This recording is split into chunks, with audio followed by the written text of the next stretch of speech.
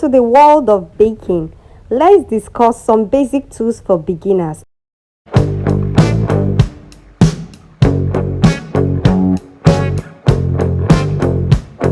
Hi guys, welcome back to my channel. So today we are going to be discussing some basic tools for beginners, and I have grouped this into so many categories starting from the baking equipment. And the first baking equipment that you need as a beginner, it's your oven, because come what may, you would definitely be baking your goods and your products, so you definitely need an oven. So this is an example of what an oven looks like. I use a four-step oven. So this is what it looks like in the inside, and I also use my oven to pack my baking pans. So you also need a gas. Your oven works with gas, so you need a gas. Some ovens works with charcoal, gas, and even electric. Like mine is electric and gas, so you can navigate through. Some are electric, some are gas and charcoal. So feel free to get whatever works for you. You definitely need your baking pans, and for your baking pans you want to get different sizes and shapes, because you would be required to bake different sizes and shapes of cake at different intervals, depending on the occasion. Okay, so as you advance you get more sizes and more shapes. So also we also have the mixing equipment, and for the mixing equipment I have my hand mixer, and I also have my manual mixing method, which always comes to my rescue.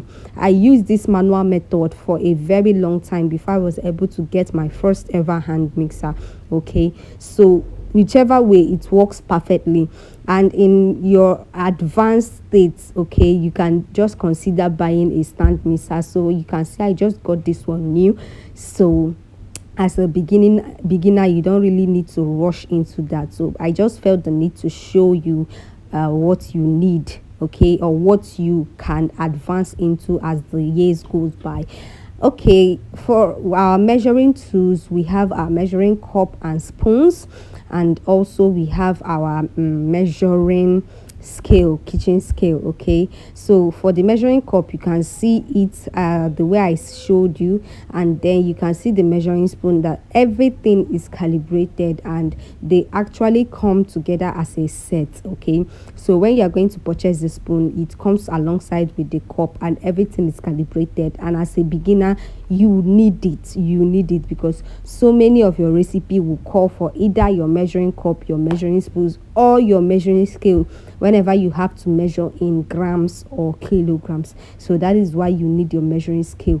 So you cannot skip this, you need it. Okay, and your measuring scale works with batteries. They are very easy to use, and I'm going to be showing you how to use them right now. So you just open the back and insert your batteries, close it, as simple as that. Your scale is ready to be used. Okay, now the measuring scale has two buttons. For this particular one I'm showing you, there are more in the market, but this one is very easy and efficient and gives accurate measurement.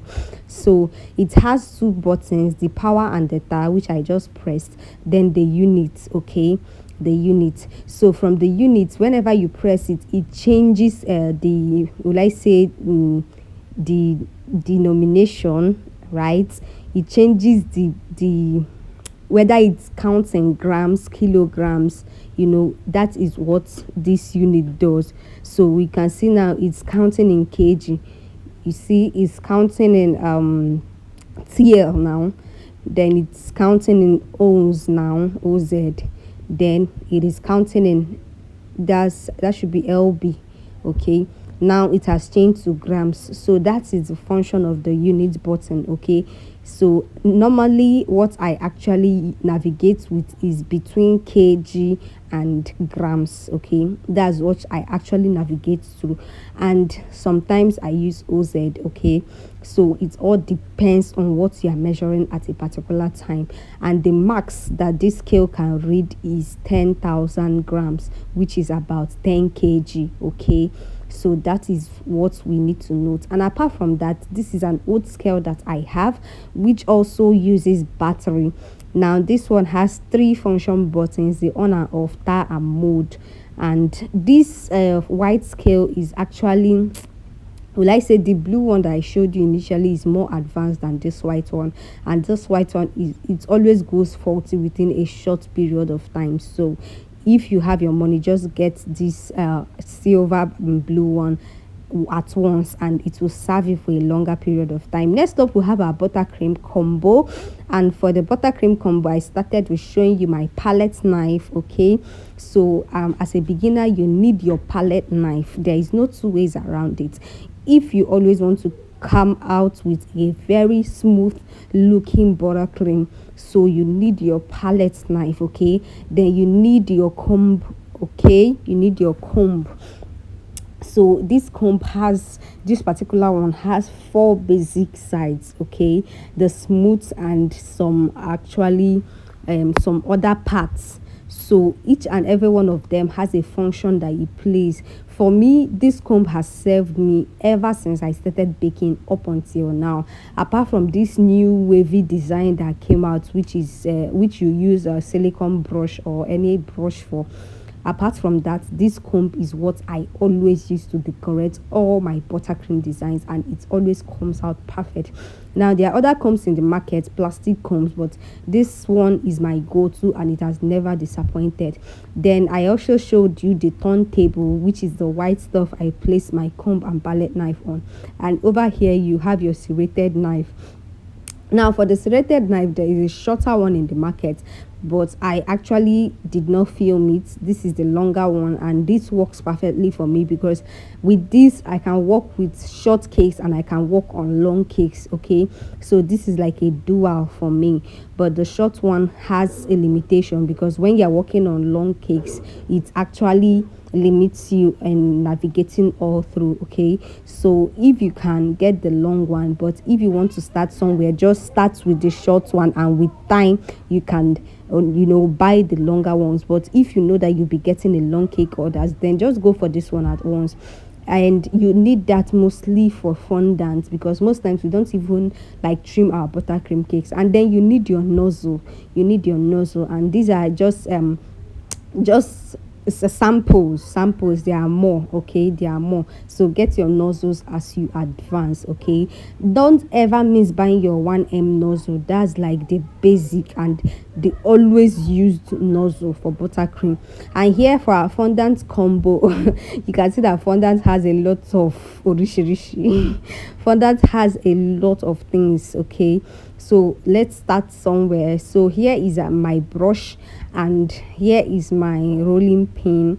You can see I have two rolling pin on the table. This one is the smooth rolling pin, and I use this for chin chin. I use it for fondant, rolling of fondant before you actually paste it on the cake. And this one right here is for fondants with patterns. Okay, it's also quite simple to use. After rolling your fondants with the plain rolling pin, after rolling your fondant with the plain rolling pin, you just use the one with the pattern to just go through it once, and everything on it, all the patterns on it would appear on your fondant. So it's very very easy to use. And if you think you want me to do a video for you on how to use these two rolling pins, then drop it in the comment section and I would make a video for you on how to use these rolling pins.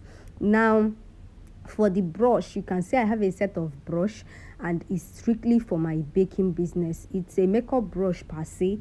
In case you want to buy yours, just tell them makeup brush, but I use it strictly for baking, and I use it for dusting. Now the first one I brought out, the bigger ones, I use it to dust. You use corn flour when you are working on fondant. So after working on your cake, you can just use it to dust off the corn flour before you steam, or you use oil to shine your cake. Okay, now for this one, I use it to apply my edible dust.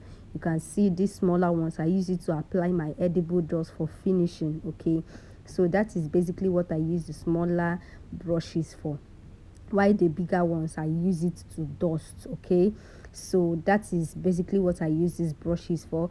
And there is more to explore while washing with your brush. Okay, you can use it to do egg wash for your meat pie. Okay, for your bread, that moment when you just, after baking, you just use your egg to rub on the surface. So that is it. And here I have my stencil, and there are so many patterns of stencil in the market, so you just get more as you advance. And these are my silicone mold. You can see that of the flowers, you can see the rope, the crown mold and so on and so forth. So these are just samples of silicone molds. There are more, and you can get them as you advance. Do well to check the description box because I'll be dropping a link on where I use these silicone molds, and you don't want to miss that. Okay, check it out. That's why these are called embossers. Okay, you can see the wood effect embosser, the diamond embosser, and then the brick effect. So there are more. Okay, and here is your smoother. Okay, your fondant smoother. So you need this, and when getting your fondant smoother, always get it in pairs. Okay, get it in pairs because you cannot use one at a time. You always work with it in pairs. So always get your fondant smoother in pairs. And here you have your sieve. You cannot work on fondant without sieve because you will be sieving your fondant, your icing sugar. So always get your sieve. In fact, it's one of the basic things you need as a beginner. I should have shown you this from the beginning, from baking equipments, because you also need to sieve your flour before you start baking. So do well to get that. And here are some number and alphabet cutters. Okay, so you also need this for perfect finishing, especially if you are still learning how to actually use your calligraphy. You actually need to get these cutters. It comes to your rescue. Okay, ever since I got these cutters, I think for my calligraphy, I don't even know how long I actually use calligraphy. So it's only on rare occasions, but these cutters always, they come to my rescue. And then serrated knife. Okay, and extra you need your scissors and your knife. So basically these are all the tools and equipments that you need as a beginner. Okay, if you believe we've skipped any tool or equipment, drop it in the comment section. And if there are tools here you don't know how to use, drop it also in the comment section, and we would make a detailed video for you explaining how to use them. Thank you so much for watching. Don't forget to like, subscribe and share. Bye.